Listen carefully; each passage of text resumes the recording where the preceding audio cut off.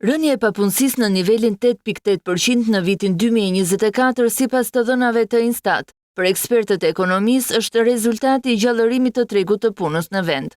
Erion Muço thekson dhe marrëdhënien e re mes punëdhënësve e punëmarrësve. Është krijuar një farë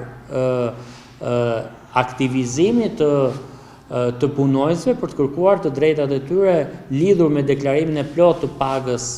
Një tjetër faktor që ka ndikuar sigurisht në uljen e papunësisë është janë dhe shifrat e imigracionit, që nëse reduktohet totali i popullsisë të moshë aktive për punë apo i punësuar, në mënyrë automatike ulet dhe shkalla e papunësisë. Sektorët që po përballen me mungesën më të madhe të fuqisë punëtore vazhdojnë të jenë industria dhe bujqësia. Muço thekson se të rinjt po orientohen gjithnjë e më shumë drejt sektorëve të pasurive të paluajtshme dhe turizmit. Ka një përfshirje shumë aktive të rive që punojnë dhe gjenerojnë të ardhur përmes shitjeve online apo përmes platformave e-commerce.